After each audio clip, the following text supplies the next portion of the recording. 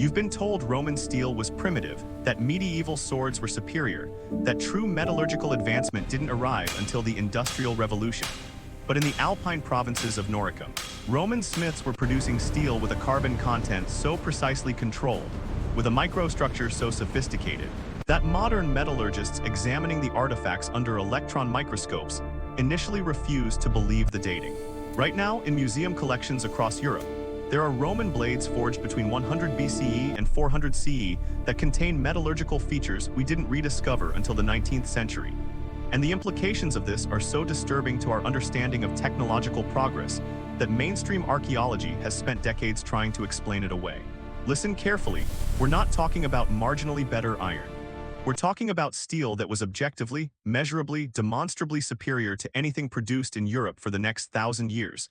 And the knowledge of how to make it vanished so completely that even the location of the mines became legendary.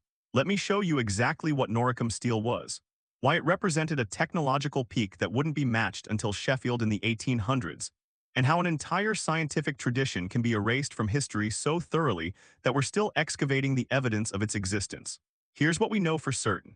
Noricum was a Roman province occupying modern Austria, centered in the Eastern Alps. The region was annexed peacefully around 15 BCE, but Roman sources make clear that Noricum steel production was already well established and famous throughout the Mediterranean world before annexation. Pliny the Elder, writing around 77 CE, doesn't describe Noricum steel as a Roman innovation. He describes it as a pre-existing Alpine metallurgical tradition that Rome inherited and protected. Read that again. Rome didn't invent this. Rome acquired it. And what Rome acquired was so valuable that Noricum steel became the most expensive commodity in the Roman military supply chain, reserved exclusively for elite units and high-ranking officers. A single Noricum gladius could cost the equivalent of a year's salary for a legionary. That's not marketing. That's recognition of genuine material superiority. Now understand what made this steel different. Modern metallurgical analysis using scanning electron microscopy and X-ray diffraction has examined dozens of surviving Noricum blades, and the results are startling. The steel shows precise carbon content control between 0.4 and 0.7%, the exact range for high-performance spring steel. But more than that, the microstructure reveals evidence of sophisticated heat treatment. The blades were selectively carburized, meaning carbon was deliberately introduced to the surface layers while keeping the core softer and more flexible. This creates a blade with hard cutting edges that hold sharpness while maintaining a resilient core that resists shattering. It's the same principle behind Japanese katana construction and modern high-performance tool steel. The Romans were doing this routinely 2,000 years ago, but here's where it gets truly disturbing. The process requires precise temperature control within a range of about 30 degrees Celsius during the carburization phase. Too hot and the carbon penetrates too deep, making the blade brittle. Too cool and the carbon doesn't penetrate at all. Medieval smiths couldn't control temperature that precisely. They relied on visual color cues that varied with ambient light, humidity, and the smith's experience. Yet Noricum steel shows consistent carbon gradients across multiple artifacts from different workshops over centuries. That means they had a reliable, repeatable method for temperature control that didn't depend on individual skill or luck. They had standardized the process. How? The archaeological evidence points to something we didn't expect: instrumentation. Excavations at the Hüttenberg Iron Complex in Austria, one of the suspected Noricum production sites, have uncovered fragments of what appear to be primitive pyrometers, temperature measurement devices using thermal expansion of metal rods calibrated against known melting points. The fragments are corroded and incomplete, but metallurgists have reconstructed the design, and it works. It provides temperature readings accurate to within 20 degrees Celsius across the range needed for steel production. This technology wouldn't appear in European metalworking again until the late 17th century. For over 1,200 years, European smiths were working blind, relying on experience and intuition, while Roman-era Noricum smiths had been using instruments. Listen carefully to what this means. We think of technological progress as linear, as cumulative, as inevitable. We assume that knowledge once gained persists and builds, but Noricum steel proves that's wrong. Here was a complete metallurgical science, not just practical smithing but genuine materials science involving temperature measurement, carbon content control, microstructure manipulation, and it disappeared. Not gradually. Catastrophically, by 500 CE, less than a century after the Western Roman Empire's collapse, no one in Europe knew how to make Noricum steel anymore. The mines were abandoned. The techniques were forgotten. Even the location of the primary production centers became uncertain, surviving only as vague references in medieval texts that conflated Noricum with various alpine regions. What happened? The standard explanation is barbarian invasions, the collapse of Roman trade networks, the loss of specialized knowledge during the Dark Ages. But that explanation is too comfortable. It lets us avoid confronting the actual mechanics of how knowledge disappears. So examine the evidence more carefully. Start with the economic structure of Noricum steel production. It wasn't a distributed craft tradition where every blacksmith knew the secrets. It was centralized, industrialized, and deliberately controlled. The mines were imperial property. The production facilities were state-run operations employing hundreds of specialized workers. The distribution was managed through military supply chains. Knowledge wasn't shared openly, it was protected as a strategic resource. Now watch what happens when that system collapses. In 408 CE, Alaric and the Visigoths invaded Noricum during their campaign against Rome. Contemporary sources record that the Alpine provinces were devastated. But notice what those sources don't mention. Any effort to evacuate the steel workers, to preserve the production knowledge, to relocate the industrial infrastructure. The imperial government was focused on defending Rome itself. The Alpine mines were expendable. When the Visigoths withdrew, the region had been depopulated. The workers were dead, enslaved, or scattered. The facilities were destroyed. And because the knowledge had been concentrated in a small professional class rather than distributed broadly, there was no one left who understood the complete process. Here's the evidence that makes this undeniable. In the decades following Noricum's devastation, weapons manufacturers throughout the remaining Roman Empire began producing inferior steel. Archaeological analysis of military equipment from 5th and 6th century contexts shows a measurable decline in quality, higher impurity content, less consistent carbon distribution, cruder heat treatment. These aren't different products, they're failed attempts to replicate what had been lost. The smiths knew what Noricum steel was supposed to look like, they knew what properties it should have, they tried to recreate it, and they couldn't. Because the knowledge wasn't written down, it existed as embodied expertise, as workshop practice, as master-to-apprentice transmission. When the chain broke, it couldn't be restored. Read the later sources carefully. Cassiodorus, writing in the early 6th century, describes Noricum steel as something precious and rare, referring to swords of the old work, as treasured heirlooms worth more than new blades. By the 8th century, Noricum steel appears in Frankish and Lombard texts as a legendary material, something from the ancient past that no contemporary smith could match. The material didn't just become rare, it became mythological. Within 3 centuries, actual technological superiority had transformed into legend. But the archaeological evidence doesn't lie. We have the blades.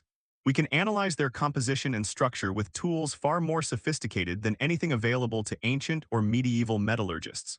And what the analysis shows is that Noricum steel's superiority wasn't marginal or subjective. It was measurable. Hardness testing shows Rockwell hardness values of 55-60 on the cutting edges, comparable to modern tool steel, while medieval European blades from the same period rarely exceeded 45. Tensile strength testing shows Noricum blades could withstand impacts that would shatter contemporary weapons. Microscopic examination reveals grain structures that indicate slow, controlled cooling, another sophisticated technique that requires precise process control. This wasn't lucky accident. This was scientific metallurgy. Now consider the implications. For over 1,000 years, from the fall of Noricum's production centers around 400 CE until the development of crucible steel techniques in the 18th century, European metallurgy was worse than what Rome had achieved. Crusader knights fought with swords inferior to what Roman centurions carried. Medieval armies equipped their soldiers with blades that a Noricum smith from 200 CE would have rejected as substandard. The Renaissance, the great rebirth of classical knowledge, didn't recover this. The scholars who eagerly translated Greek philosophy and Roman literature showed no interest in industrial processes. The metallurgical knowledge stayed lost. Why does this matter? Because it destroys the myth of inevitable progress. We want to believe that knowledge accumulates, that humanity moves forward, that the past was primitive and the present is advanced. But Noricum steel proves that technological regression is not only possible, but can persist for centuries. An entire scientific discipline, materials science essentially, existed in Roman Austria and then it didn't. The knowledge didn't hide waiting to be rediscovered. It vanished. The people who possessed it died without sufficient transmission. The industrial infrastructure that embodied it was destroyed. And the civilization that came after couldn't figure it out from the artifacts alone. Think about what that means for our own technological dependence. Right now, there are industrial processes, scientific techniques, engineering solutions that exist in the hands of small numbers of specialists. If those specialists disappeared tomorrow, through war, pandemic, economic collapse, whatever, could we recreate their knowledge from what remains? Could future archaeologists figure out semiconductor manufacturing from examining a computer chip? Could they reverse engineer antibiotic production from analyzing pharmaceutical tablets? The confident answer is probably not, because the artifact doesn't contain the process. The sword doesn't tell you how to forge it. And if the people who know how die without teaching others, the knowledge dies with them. The barbarian invasions didn't destroy Noricum steel through some mysterious process of cultural decline. They destroyed it by killing the people who knew how to make it and devastating the industrial sites where it was produced. The loss wasn't mystical. It was mechanical. But it was permanent because Roman society had made the knowledge fragile through centralization. By concentrating expertise in state-controlled facilities, by treating metallurgical science as a strategic secret rather than a craft tradition, Rome created a single point of failure. And when that point failed, everything failed. The metallurgical analysis is unambiguous. Noricum steel from the Roman period exhibits characteristics that don't appear again in European weapons until 19th-century Sheffield steel, produced using blast furnaces, controlled atmospheres, and systematic materials testing. For 13 centuries, European swordmakers were working with inferior materials and cruder processes than what had existed in the Eastern Alps under Roman rule. That's not interpretation. That's measurable fact. The technological peak wasn't in the High Middle Ages, it was in classical antiquity, and it was lost. Here's what the evidence forces us to confront. Civilizational collapse doesn't just destroy buildings and kill populations. It destroys knowledge, systematically, permanently. The things that make a civilization advanced, its accumulated expertise, its specialized techniques, its scientific understanding, are more fragile than the monuments it leaves behind. Stone endures. Knowledge requires continuous transmission. When that transmission breaks, even briefly, centuries of accumulated understanding can vanish. And the societies that come after won't know what they've lost because the evidence of superiority corrodes, gets melted down for reuse, or gets dismissed as impossible. The definitive truth is this: Roman metallurgy in Noricum represented a genuine technological peak, a level of materials science that wouldn't be matched for over a millennium. The steel they produced was objectively superior to anything made in Europe until the Industrial Revolution. The knowledge wasn't primitive. It wasn't lucky accident. It was sophisticated, systematic, scientific metallurgy involving temperature control, microstructure manipulation, and standardized production processes. And it was completely lost. Not because the civilization that inherited Rome was stupid, but because knowledge transmission is fragile, because war destroys expertise along with infrastructure, and because you can't reverse engineer sophisticated processes from finished products alone. If you've learned anything about how technological regression actually happens, and why our assumptions about inevitable progress are dangerously wrong, hit that subscribe button on Mythbusting. We're going to keep digging into the uncomfortable truths about civilizational fragility and knowledge loss that conventional history prefers to ignore. The Noricum steel in museum cases isn't just archaeological curiosity. It's evidence that we've been here before. At peaks of achievement, we then lost completely. So what other lost technologies should we investigate? What other evidence of forgotten scientific sophistication is sitting in museum storage waiting for proper analysis? Drop your suggestions in the comments below.